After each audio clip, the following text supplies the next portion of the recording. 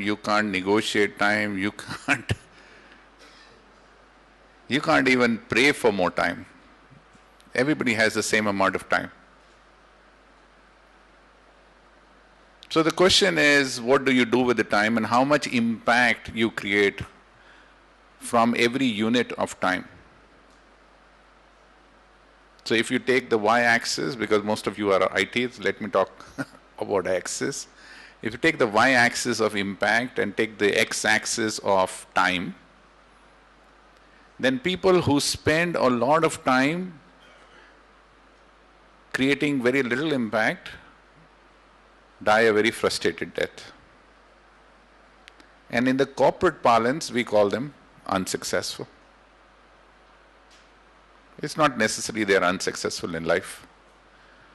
And people who spend a lot of time but creating high impact are in that upper right quadrant, and they are successful. And the definition of success can vary. You can be in the business, like this center is, of spreading a message. And setting up this conference is what I call very little time, impacting 200, 250 people. So it's a little time, less time, high impact activity. So if you think of your life from that point of view, you always have to constantly ask yourself, how am I going to measure the impact I'm going to create in life? And I, for one, believe that if you want to be rich, that's fine. If you want to be successful and be CEOs or president or prime ministers, that's fine. If you want to measure impact by what you create for humanity, that's fine. If you want to create impact by how many people you have influenced and changed their thinking, that's fine. So the measure of impact would vary from person to person, and there is no one prescription for that impact. But it's important for you to understand what is the impact you wish to create at that point of time in your life. And you must remember that point of time in your life will keep on changing. I lost my father very early in the age, and therefore at point of times financial stability was very important.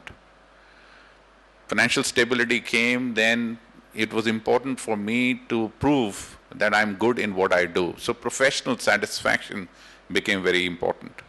And once the professional satisfaction stage was achieved, now giving back to humanity became very important. So today my foundation is working in village schools, rural schools, impacting 2.8 million children across the board in the country, which is the single largest education initiative in this country.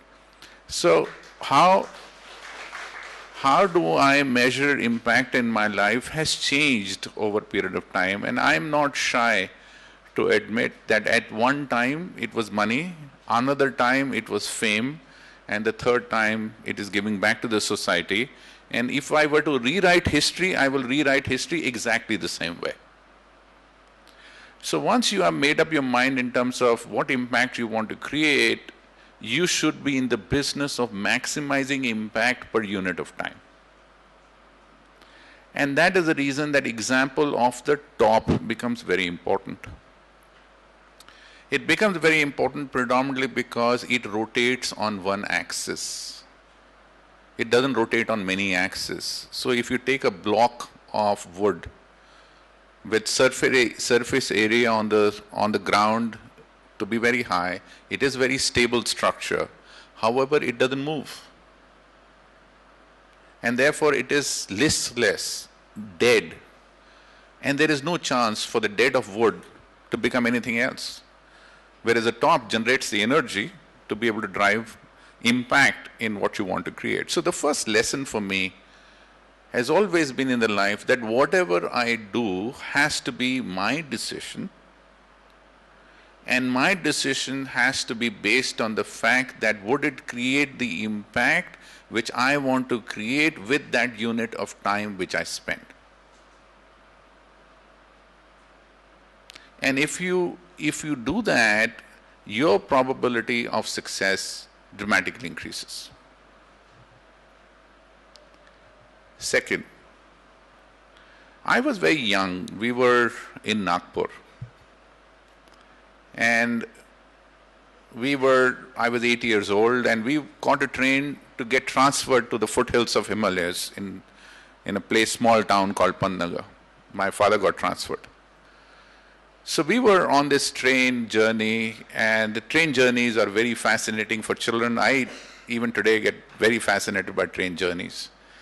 I love them better than anything else, even better than a first class seat in a good airline. I mean, train is train. I mean, the smell of that achar and the smell of the puri and aloo and the conversations which you have and the accidental meetings you have with people, and then when you grow old, getting caught with alcohol bottle, all that stuff.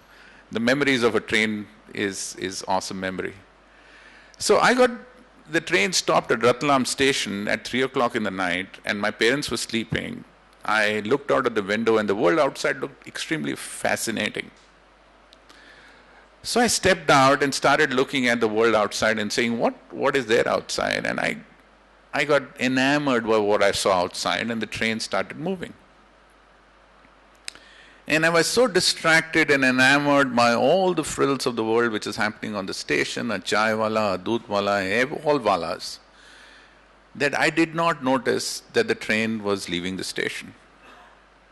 During those days, there were no mobile phones, so if an 8-year-old boy was left on Ratlam station, then he was period left on Ratlam station. That's it. I don't know when my parents will wake up 2 hours, 3 hours later. They will not know, I will not know. So, the ability to connect, the probability of connecting back to the family was very low. And suddenly, I discovered that the train is moving. So the first thought which came to my mind was, okay, that's fine, I can catch it. Confidence. So I started running to try to get on the train. The train was not running too fast, so I was very confident I'll be able to get onto the train, but I didn't realize that to climb on a running train, you need a lot of strength in your arms. So I didn't have the strength in the arms, therefore I couldn't get onto the train, I fell. Second thought, oh, that's fine, I can climb again. So I ran again, tried to climb again, fell again. This is the first time fear came into the mind.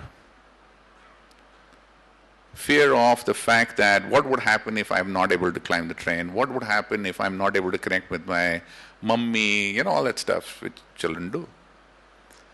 And that was the first time I was faced with a choice. Choice to run or choice to stay back and cry. So I chose to run. So I started running. This time the train had caught some speed. Started running, tried to climb, fell down again. Now, instead of fear, it went to panic. Because initially I started with the probability of climbing on the train to be 100%. Now I was clear that the probability of catching the train is 10% or 5% or nearing 0%. Again, I was faced with the choice of running to try and catch the train or to stand and wait for my fate to be determined by somebody else. So I said, no, let me run. I will keep giving a chance, knowing fully well that I will not succeed. And this is the first time when I started running and the train was running faster than me. So compartment after compartment was going ahead and I was running behind, and at that time I was convinced that I'm going to not be able to get onto the train. Again a choice, what do I do? My choice was keep running. So now I was very clear, I'm running a race to lose. I'm running a race which I will definitely lose, but I will start running. Then in the corner of my eyes, and I cannot forget this incident, there was a vegetable vendor, kheere bech rahi thi. She got up, she saw this whole thing happening in a crowded station. She ran, she got hold of me with my knickers and threw me in the guard's room. And I was connected back to my family. The second lesson for me in life is, there is a vegetable woman in all our lives waiting to throw us on a train we don't belong, only if we keep running. only if we keep running the races which we are sure we are going to lose. There is always somebody in life who's going to throw you on the train.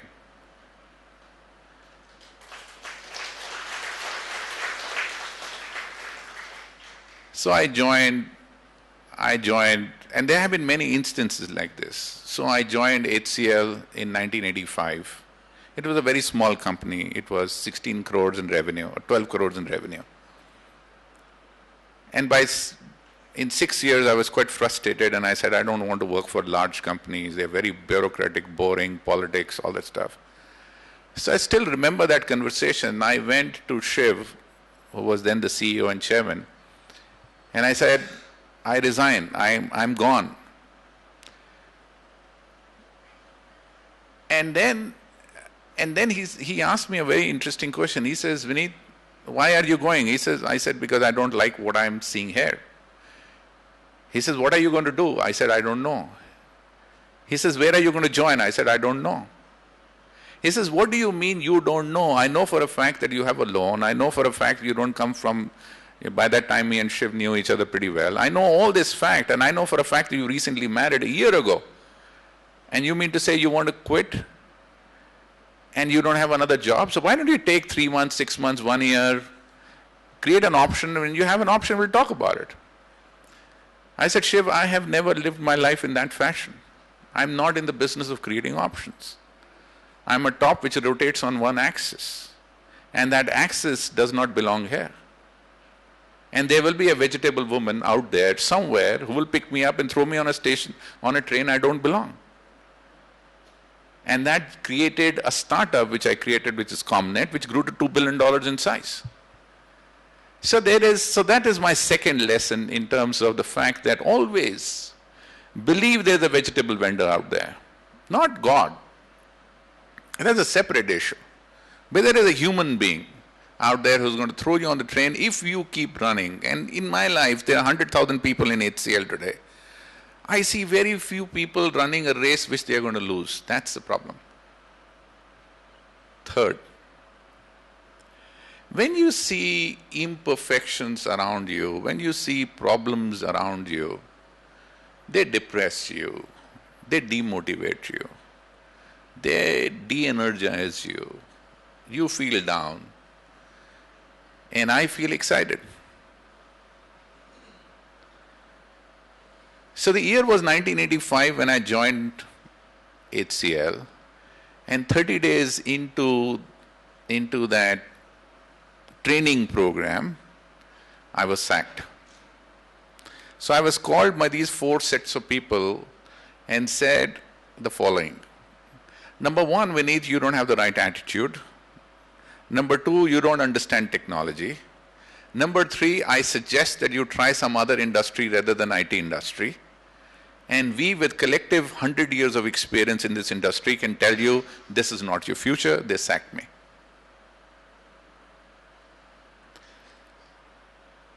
I went to my room that night and cried, howled.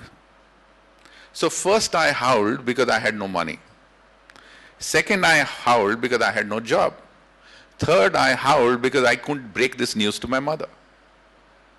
And fourth, I howled, how dare they sack me. So demotivated, dejected, I went back to office to hand over whatever, there were no PCs at that time. So whatever cards or whatever I had, and overnight, everybody in the Bombay office quit and left the company.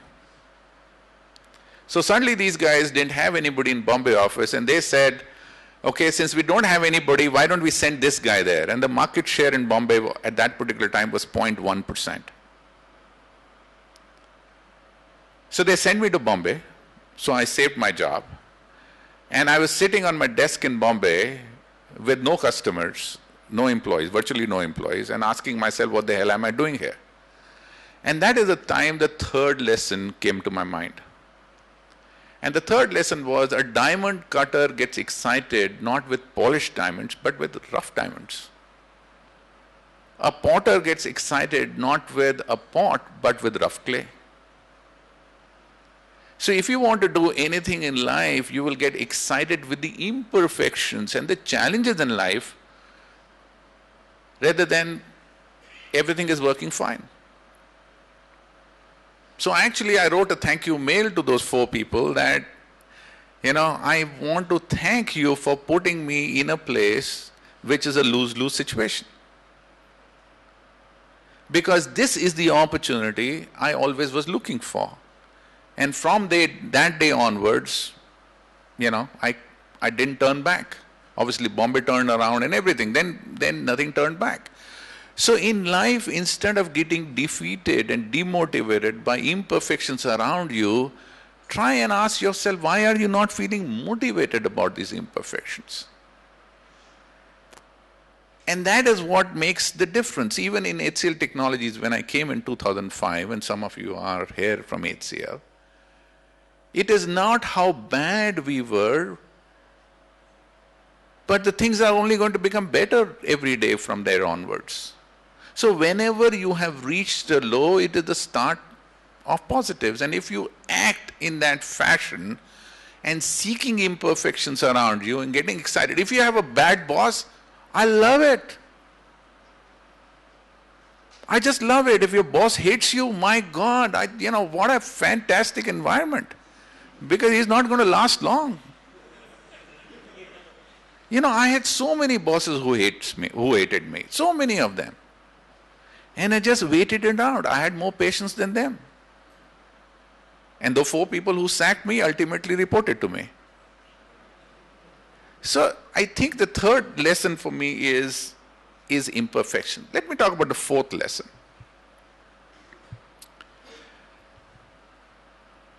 This is crazy, but I was very young at that time, and my mother will tell you the story, is the fact that I would 3 years old or whatever it is, I would stand on a dining table, and my mother was supposed to come today, unfortunately she didn't come. But I will stand on a dining table and call Mama, and she will look at me, and then I'll pick up this glass, and my idea was to drop it 1, 2, 3 and see if she can come and catch me till 3, otherwise the glass goes down. So whenever she was going anywhere, I would do that, and she tried very hard to change everything, and then one Guruji told her to name this guy Vineet. So that's how my name came in. It was something else, and they changed it to Vineet, and nothing changed. Now, the reason I'm telling you that story is the fact that my mother never got agitated. I don't remember my mother slapping me. I never remember my mother saying, don't do it. And for my mother, and we were a lower middle class family, and the glass was important. At the same time, my conversations with my mother and experience with my mother were very positive, and I don't know why, and I asked her why. And she says that if you want to do something in life, you have to be irrational. If you demonstrate common behaviors like everybody else does, then you might as well be a cow. And I didn't want my son to be a cow. I said, that's interesting. So the irrationality of behavior, irrationality of expectation is another important aspect to create higher impact.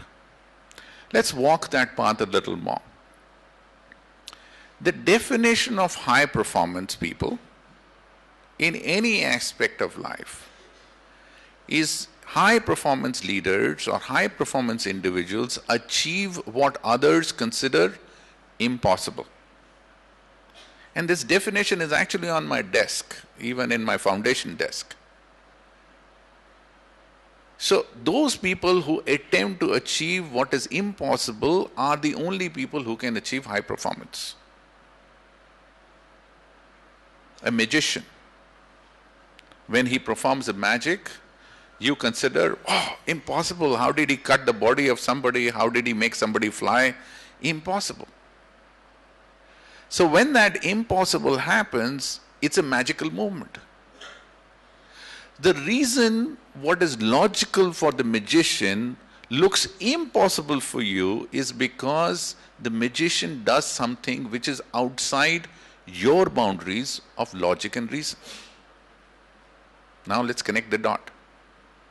That means if you have to create high performance, which is irrational, You have to be irrational because you have to attempt to create what others consider impossible by thinking outside the boundaries of logic and reason. If you spend all your time thinking within the boundaries of logic and reason, then you have no right at all to expect high performance from yourself. So when Steve Jobs in Apple aspired to create a completely different organization, he attempted to create an impossible dream. The boundaries of logic and reason said if you can create faster, cheaper, better technology, you will do better. But this person said it's not about technology, it's about consumer experience. So he created a completely different industry with shit technology, but best-in-class consumer experience. So he thought outside the boundaries of logic and reason to create what others consider impossible, and that's the reason Steve Jobs is Steve Jobs and the rest are rest. So we were facing this challenge of education in India. There are 13 crore children in elementary education institutions run by the government schools. If you look at the statistics of class 5, 80% of class 5 students in government schools cannot divide. 72% of them do not recognize a number which is greater than 99. 50% of those 13 crore children cannot add in class 5. Imperfection, I saw an opportunity. So now that I seen an opportunity, I got excited about it. And I said, okay, what can we do to transform the lives of these children? And we came up with a methodology. Then we started looking what's wrong. And when we started looking at what's wrong, the teachers are not interested, the government is not interested, the parents are not interested, the child is not interested, there is no toilets, there is no school, there is no class, there is no blackboard, there is no basta, there is no school. And because of the midday meal, the school has become a bhojanalaya and the teacher has become the chef, the khansama. So when you want to transform this, you have to remember what I said, one axis. What is that one axis? So we said that if we can get a child excited about learning, everything else will change automatically. So we said, how do we get a child excited about learning? Exactly the way I'm getting you excited about learning, telling a story. So if we can tell a story, play a game with the child will be excited. So we worked very hard to create toys. To give you an example, so there is an abacus. We took an abacus and we put number line 1 to 100 beads on a wall and we strung it across the line. And then we brought in a photograph of Bhagat Singh and did a ceremony of educated all the children who Bhagat Singh is. And we played all the Desh Bhakti song and says, Tumhare Hawale hai Sathiyon, Bhagat Singh is with you in the class today. And if you are not careful, Bhagat Singh will die. So this class is ready to play Bhagat Singh. So Bhagat Singh is a child, he's running, now he's on 54, now he's on 48, now he's on 76. So the class loves that Bhagat Singh is playing. So we are not learning what 48 and 76 is, but we are flying. And then suddenly the teacher comes and introduces that British Raj is here and they are chasing Bhagat Singh. And you have to save Bhagat Singh and make sure Bhagat Singh doesn't die. So today, anywhere the British is, Bhagat Singh has to be 8 steps ahead. Addition. 9 steps behind, subtraction. Twice the distance from British, multiplication. 1/3 the distance from British, division. 17th day of this rollout of a pilot program to 50,000 children, I got the call from Chief Minister and saying, what have you done? Their parents are crying that they are not learning maths, they are learning Bhagat Singh. The students do not want to go back. They only want to learn maths. And the learning outcomes dramatically improved. So the point I'm making is that irrespective of the complications around, whether you see in technology world, whether you see in real world, there is that answer, there is that irrational answer. If you can find that irrational answer, rotate it on one axis, attempt the impossible, you'll get there. Last point. You know, in the end, the word manage is a French word which breaks the horse into submission. Never use the word. We are not, as human beings, we don't like to be managed. We like to be inspired. Today and yesterday, you came here. You paid for your petrol to come here. You are spending a long weekend instead of holidaying here. And you are paying for it, you're spending all this money, I presume you're feeling good about it. And the same set of you on Monday will go back to the office, get paid for it and feel bad about it.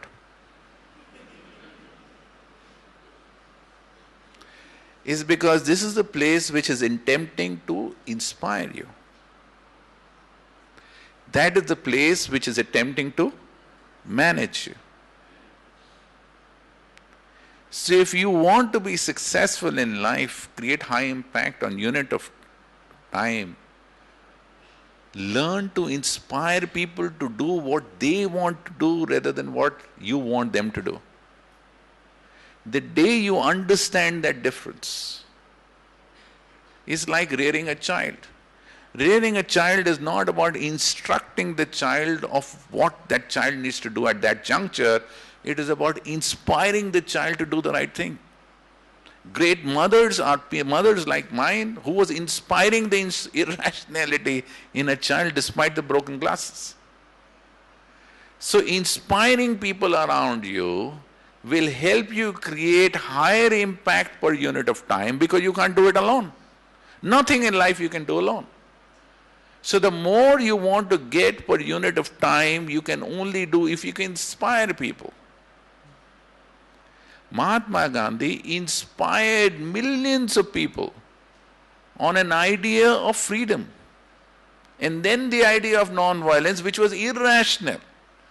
And the reason he came with that irrational argument is when he saw the imperfection, he knew by force he couldn't fight the British Raj. And therefore, if you can't fight it with force, change the parameters. Make it a non-force conflict. And British cannot compete with him on non-force. So he came up with an irrational argument because he wanted to achieve the impossible. He inspired people. He took a chance. He inspired millions of people without having control on them, without having influence on them, without having management on them. Sheer brilliance of idea, sheer brilliance of communication. He inspired a generation of Indians to take on the much powerful British Raj on a non-violence idea, and we got freedom. You know, in India, when a child is born, the mother picks up the child, the amma, dadi is called. And she picks up the child, I'm sure it has happened to your family. And that dadi defines a vision for that child. Her fingers are long and she'll be an artist. Her forehead is wide and she will be a scientist. Her legs are long and she will be a PT Usha. Her eyes are big and she will be a dancer. That vision has no logic. That vision has no data. That vision is not written in a book. That vision you can't find in Google. That irrational vision is a vision created by the dadi out of thin air. But everybody believes it. And everybody reminds that girl every day what dadi said you would do. And after some time, the girl starts believing in that vision. Because Dadi believed in that vision. So for a long period of time, the girl believes in the vision which has no data, no rationality, no Google, nothing. And the entire society comes together to make that vision happen for that girl, and it happens. So in life, if you want to be successful, you don't need data. You don't need arguments. You don't need rationality. You don't need somebody else to tell you. If you don't have a Dadi, create a Dadi within yourself. Believe in yourself. You were meant to do something much, much bigger. And if you passionately pursue that every day, every minute, every second, there will be a vegetable vendor who will throw you on the train you belong. And that will be your day. Thank you so much.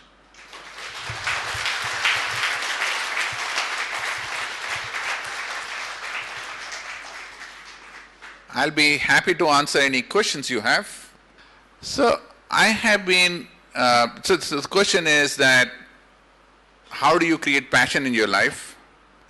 And what experiences did you go through to become who you have become? So first is, I don't call myself a success in my mind. I have just begun. My true success is yet to come. And my true success hopefully will come when there are 100 million children in India who have been impacted by my foundation. So it is a journey. I've still not found that vegetable vendor who is throwing me in the right train. I'm still on that slow moving train.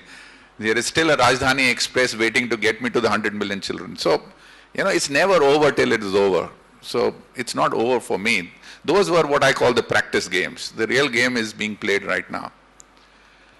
But the critical question you ask is passion, the word passion. See, the word passion comes from inside. And that so it's very interesting. I was having a conversation right now in terms of how do you find from within. And I'm very intrigued by the thinking out here in this institution in terms of, and I don't know enough, and therefore, but I'm intrigued with the approach, because my approach is a little different. My approach is that in life I have never found the right door to open, but I always know which wrong door to close. So only I have done in life is close all the wrong, quit when I don't have a job, decide what I don't want to do before decide what I want to do. Life is not about choices. Life is about not doing what you don't want to do. If you don't do what you don't want to do, you will discover your passion. If you try and seek your passion in terms of what do I like this, it's like red and yellow. I mean, whether it is red or yellow, who cares? But it's still pretty colors. But your passion is beyond a color. So just say neither red, neither yellow. Okay, now no clothes. What next? So at least for me, by saying enough no, you will find your passion.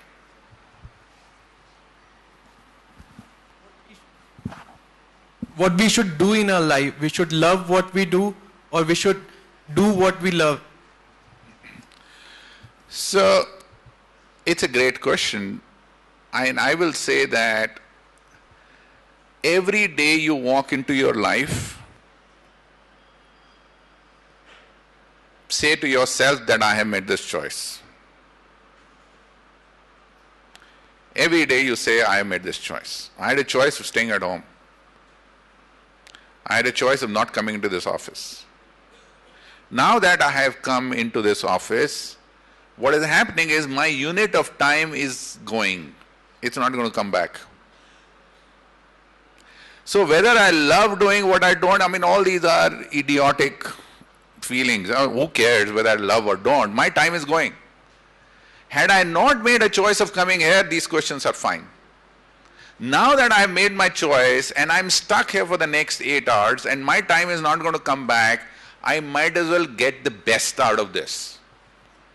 When you think like that, you start loving what you're doing, because you will do it differently. They ask you to write a Java code, you will write it with left hand. Because you don't know left-hand typing. You don't like writing Java, but you don't know left-hand typing, you do it with left hand. I don't know. Do anything crazy, but make it interesting. The second question is, do you do what you love? Of course. But some of us don't have choices. As I said, could I have started a philanthropy at the age of 23? No, I needed financial security. So I had to work in a job, in a political environment, which I didn't like, which I hated, but I had to have financial security to a certain extent. But when the financial security was not there, yet I was hugely frustrated, I said, to hell with it. So different ages, you are here for a long period of time. So you don't have to fall in love once, you can fall in love 10 times. As long as you are in control of yourself. And always remember, when you are in a boring situation, do it with left hand. And make it interesting for yourself. One more question, if I can. I don't know, time. Somebody's... Okay. Sure. My question is, what you felt when you left your first job? You were just sharing the story that you were sacked. So what was your actual feeling that now you can't continue in IT and later you became the CEO? So what was your thought at that moment? The question behind this is that what are your thoughts about taking risk in life to be successful? I think there are two separate questions. When I was sacked, I went through a series of feelings, which is crying, bichara, somebody saved me, all that stuff. But the last feeling I still remember, that one day these four guys will report to me.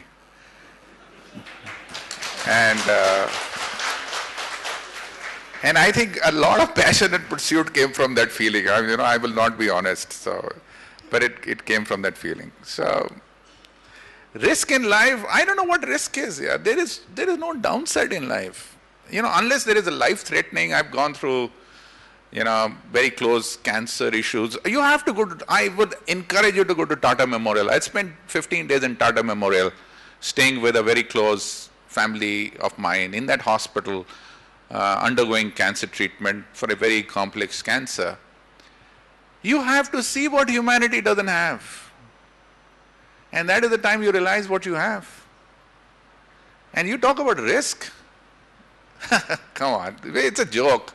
You don't even know what risk is. No. Sir, my question relates to conflict resolution. My name is Vineet, so call me Vineet. No sir here. Yeah. Okay. Right. My question relates to conflict resolution. In case you strike a very good idea and you want to execute it and you also see it happening quite far, and then you propose this idea to your peers, but they don't the idea doesn't go well with them. So how much effort and you convince them to execute it, or you leave it, or what ultimately happens? So this syndrome is what I call, I'm the only intelligent person in the world. Right? Everybody else is a fool. Because in your statement, I'm sorry I'm provocative, I'm like that. Remember I told you the problem is with my mother, not with me. I think the question is, why are you in this business of blaming everybody else for your ills? Are you in the business of generating the idea, or are you in the business of influencing a change around you with that idea? So an idea whose communication is impossible is not an idea.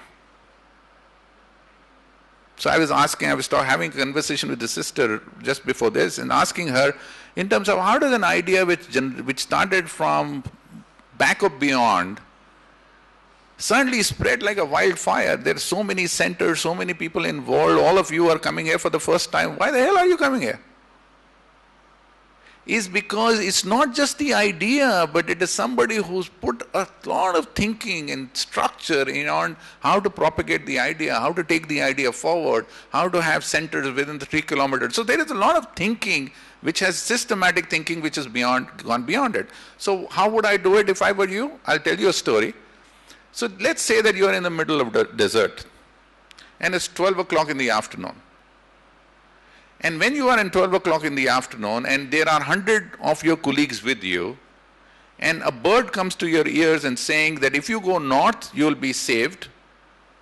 If you go any other direction, all of you are 100% dead and you have to move in the next 3 minutes.